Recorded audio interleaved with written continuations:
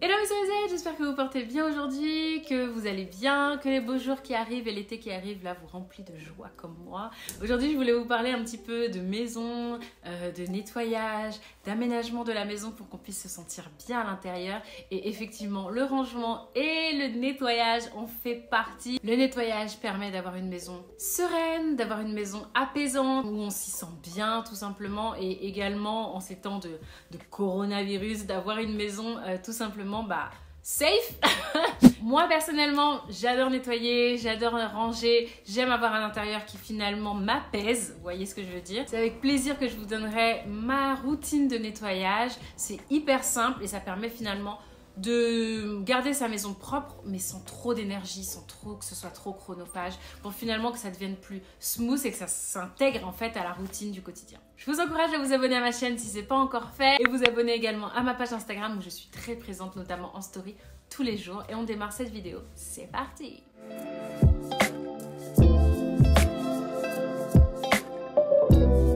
Alors tout simplement, il n'y a rien de compliqué. Je commence tout d'abord par établir des tâches que je fais journellement, enfin daily, vous voyez, tous les jours, et qui finalement relèvent plus de l'habitude de propreté qu'autre chose. Et ensuite, j'ai 5 tâches hebdomadaires que je répartis du coup une par jour. Donc voilà, donc j'ai un ensemble de tâches que je fais tous les jours et 5 tâches que je répartis une fois par jour pendant la semaine tout simplement. Évidemment, des fois je suis dans un mood de nettoyage hyper intense, je peux faire 2 voire 3 tâches de hebdomadaire dans un seul jour, mais c'est pour ça que je vous propose, je vous présente moi comment à la base je l'ai pensé, pour que ce soit une tâche hebdomadaire par jour, parce que c'est un petit peu plus longue et peut-être un peu plus lourde, et que tout ça doit rester vraiment finalement simple et routinier finalement. Ma première tâche quotidienne, c'est la vaisselle. Alors moi j'ai un lave-vaisselle, je sais que c'est beaucoup plus simple que le fait de laver à la main. J'ai lavé à la main pendant un bon moment et c'était bien relou, mais pour la propreté finalement et le rangement de la cuisine, le fait de faire la vaisselle, ça économise beaucoup l'espace finalement. Donc il faut, moi je range le lave-vaisselle et je le vide le nombre de fois que nécessaire. En gros, je ne laisse jamais rien traîner dans le bac d'évier, parce que du coup en fait ça ne fait tout simplement pas ranger dans la cuisine. Donc dès que les trucs sont dans le lavabo, je le range dans le lave-vaisselle. Si le lave-vaisselle est plein, je le vide et je remplis le lave-vaisselle. Je lance régulièrement des machines lorsque le lave-vaisselle est plein, et je le fais disons 2 fois par jour, puisque on est 2 à vivre à la maison, et donc très régulièrement le lave-vaisselle se retrouve finalement assez plein.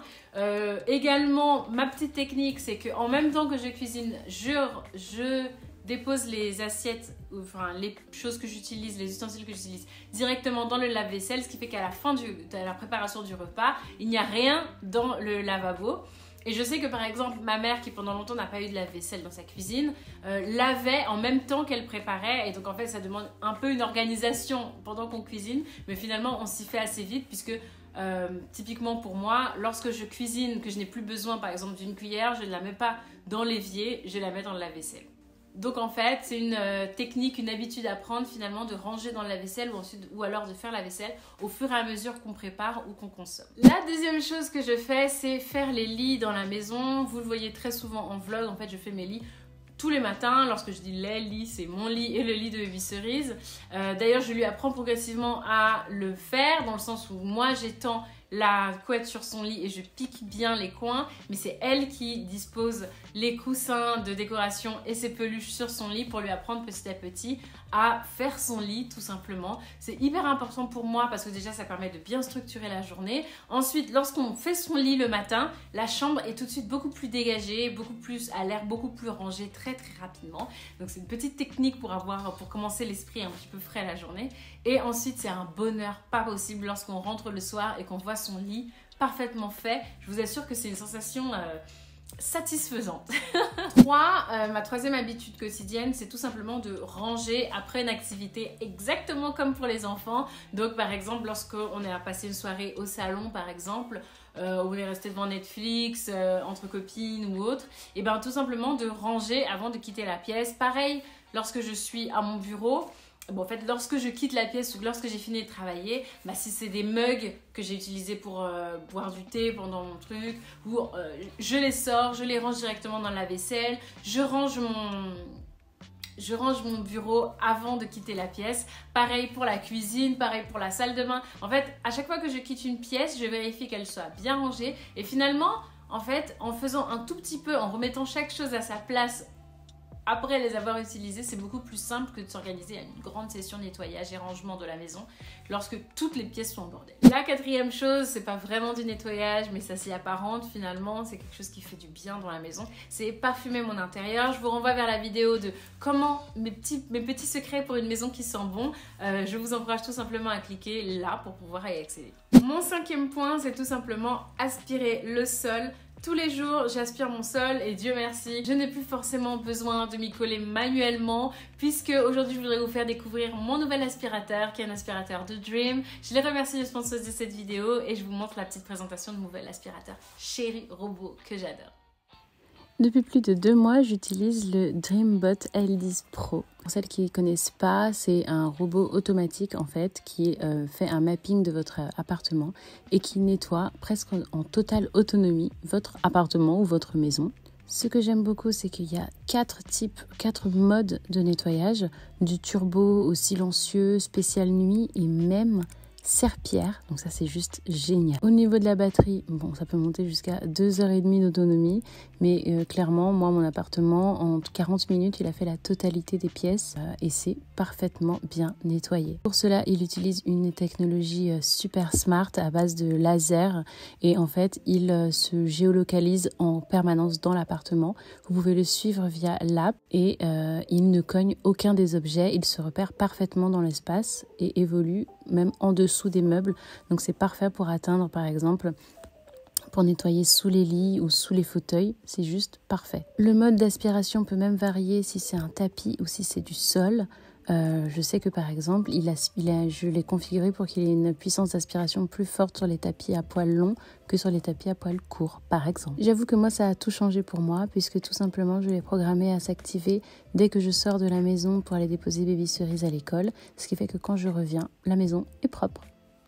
La sixième chose que je fais tous les jours, c'est tout simplement le nettoyage des sanitaires. Je sais que je suis un petit peu contrôle freak à ce niveau-là, mais le nettoyage des toilettes et de la salle de bain, du bac de douche et du lavabo, finalement, je le fais tous les jours. C'est un pli à prendre, en fait, tout simplement. Les soirs, je nettoie les toilettes et les matins, juste après ma douche, hop, un petit pchit dans la baignoire, je frotte avec l'éponge, pareil pour le lavabo. C'est hyper rapide, mais ça permet tout simplement de garder les choses nickel, propres et bien blancs. Alors, la première tâche hebdomadaire que je répartis dans la semaine, la première, c'est celle qui est certainement le plus chiant pour moi, c'est le linge, c'est-à-dire remplir la machine à laver, vider la machine à laver, étendre le linge, récupérer le linge sur l'étendoir et ensuite plier pour les répartir dans les tiroirs. Je ne repasse pas au moment où je ne me tape pas genre 1h30 de repassage, je repasse au fur et à mesure de mon utilité des vêtements. Franchement, je me suis épargné cette corvée de repassage en m'imposant genre un énorme 10 kg de repassage par jour. Enfin, c'est juste, voilà, c'est pas possible. Mais pour le linge, effectivement, une fois par semaine, je vide le panier de linge et je me fais 3-4 machines en fonction des couleurs et des matières. Et donc, ça alterne sur le fil. Ça me permet de pouvoir, du coup, sécher, enlever, plier. Ensuite, je me fais toute une séance de pliage. Je range tout dans les armoires et c'est fait. Ça fait à la semaine prochaine. La deuxième tâche hebdomadaire à répartir dans la semaine, c'est tout simplement changer les draps des lits. Je change les draps du coup une fois par semaine. Je pense que c'est le lieu qui peut favoriser la transmission des microbes, etc. Puisque finalement, on y dort toute la nuit, on respire dedans, etc. Baby Cerise qui peut être malade, ça lui arrive d'avoir le rhume, de se recoucher dans les draps du dodo, enfin de la maladie, c'est pas forcément, voilà, pour moi c'est hors de question. Donc une fois par semaine, je lave toutes les literies et je change les litres. 3, une fois par semaine, je passe la serpillière sur tous les sols. Et là, de nouveau, boum boum, mon nouvel aspirateur me sert tellement puisque le nouvel aspirateur robot de Dream fait également serpillière. Et là, c'est juste extraordinaire. Je suis vraiment trop contente parce que ça m'économise un temps fou puisque je passe la serpillière la nuit. Et enfin, une fois par semaine, je fais la poussière sur tous mes meubles. J'utilise un spray dépoussiérant, lustrant et qui sent bon. Alors, je sais plus trop ce que c'est, mais je crois que c'est le pin ou quelque chose comme ça. Ou la sauge, enfin je sais plus trop. Mais en tout cas, ça parfume subtilement et j'utilise ça sur toutes mes surfaces en bois, sur les plans de travail à la cuisine, sur les bibliothèques, le bureau, toutes les petites surfaces, les tables, etc.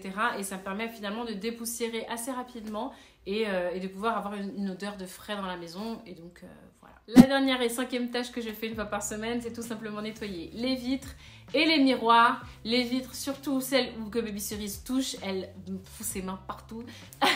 Notamment sur les vitres du salon qui sont des grandes baies vitrées, enfin qui peuvent être finalement à sa taille. Et les miroirs, puisqu'elle y a forcément accès avec ses mains. Donc du coup, je nettoie tout simplement avec un liquide vitre les miroirs et les vitres.